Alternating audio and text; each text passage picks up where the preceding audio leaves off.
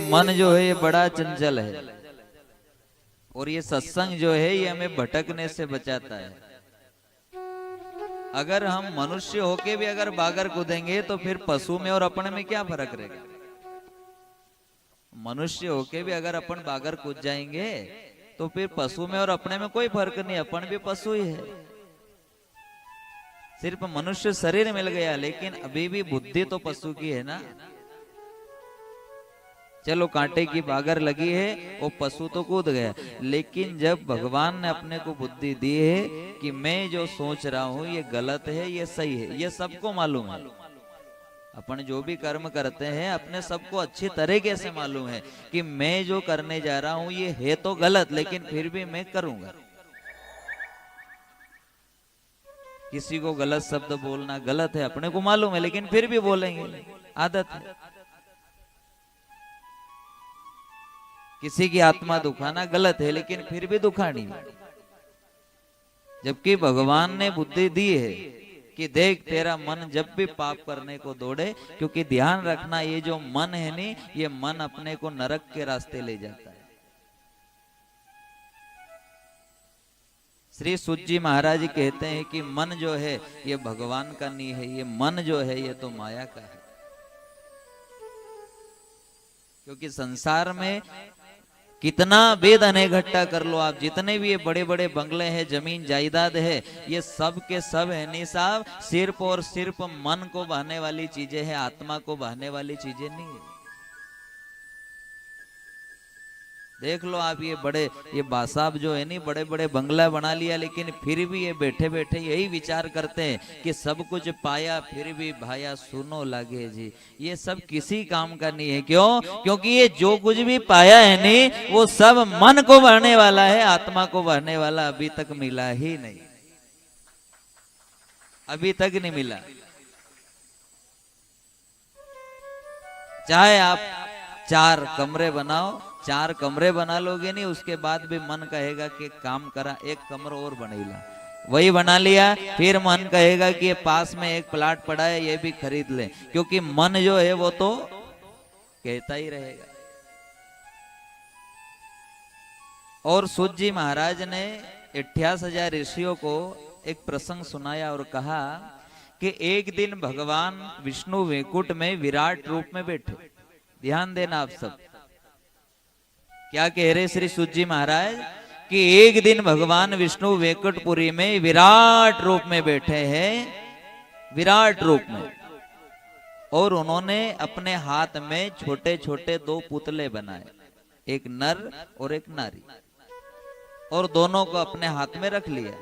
5 तत्व के 2 पुतले बनाए, एक नर का एक नारी का, यानी कि एक पुरुष का और दूसरा महिला का, 2 पुतले बनाए और अपने हाथ में रख लिए और टकटकी लगा के देखे जाए देखे जाए देखे जाए देखे जाए देखे जाए। अब लक्ष्मी मैया बैठी बैठी विचार करे।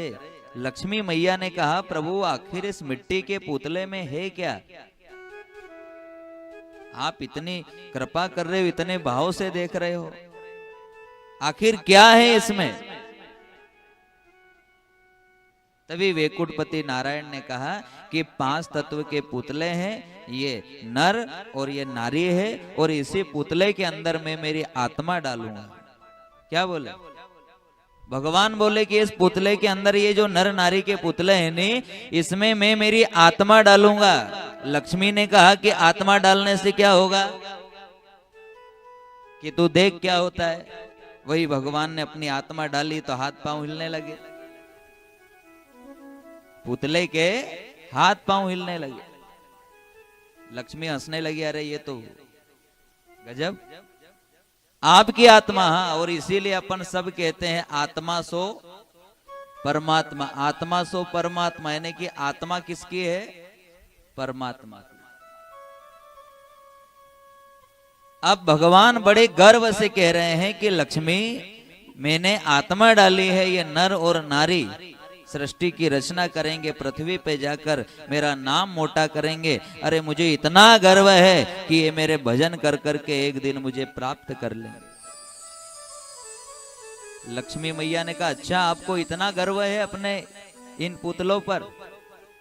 भगवान ने कहा ये पुतले नहीं, ये मेरे अंश हैं, ये मेरे पुत्र हैं, ये मेरे प्रिय है, ये मेरे प्रिय है, मेरे अंश हैं, मुझे बड़ा गर्व है।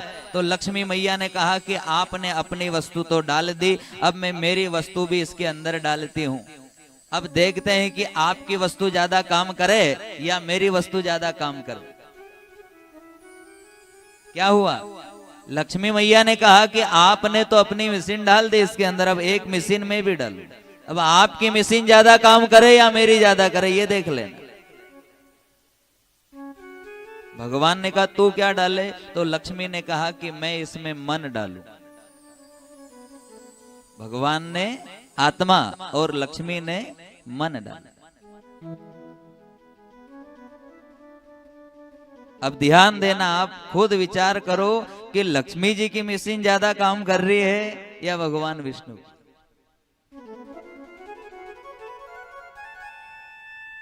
और आज भी अपने माता पिता हमें कभी कभी कहते हैं कि छोरा तू काम तो करने जा रहा है रे, पर आत्मा से करना हो, मन पड़े ऐसे मत करना, नहीं तो बाद में पछताएगा।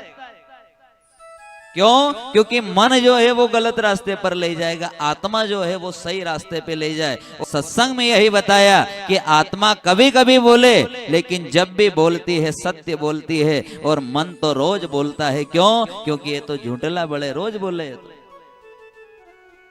आप इतनी माताएं बहनें, कभी कभी आप विचार करना, कभी कभी आपका भाव ऐसा बनता है कि ना जाने आज तो मेरी आत्मा ऐसा क्यों बोल रही है कि अपना घरे पामना आवेगा। अब यूं रोज नहीं बोले, कभी कभी बोले कि पामना आएगा, और सही में पामना ही जाए। यानी कि आत्मा जब भी बोले सत्य बोले। अब मन तो रोज बोल रहा है नहीं कि आज मैं हरिद्वार जाऊंगा, जलेबी खाऊंगा, गुलाब जामुन खाऊंगा, लेकिन मिलेगा थोड़ी। वो मन है, मन तो बोलेगा ही सही कि मैं ये कर लूंगा, वो कर लूंगा, ये कर लूंगा, वो खरीद लूंगा। क्यों? क्योंकि मन झूठला बड़े है, वो सही नहीं बोले। सत्य तो आत्मा ही बोलती है। और संसार में जो कुछ भी दिखाई दे रहा है नहीं, ये सब मन को बहने वाला है, आत्मा को बहने वाला परमात्मा अभी तक नहीं मिला है। और सत्संग में जो आनंद मिलता है वो आनंद आत्मा के लिए है। किसके लिए? आत्मा के लिए।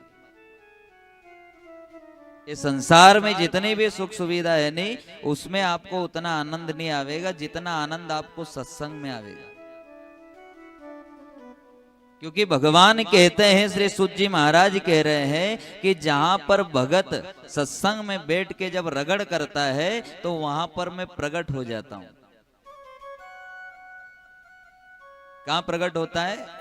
जहां पर भगत लोग सत्संग में बैठकर जब रगड़ खाते हैं, बड़े भाव से कथा श्रवण करते हैं, बड़े भाव से 3 घंटे तक जब रगड़ खाते रहते हैं, तो उनके अंदर से एक आनंद प्रकट होता है। और 3 घंटे के बाद आप जब घर जाओगे तो आप आपस में बात करोगे कि आज तो कथा में आनंद आयो, कहीं आएगी आनंद आयो।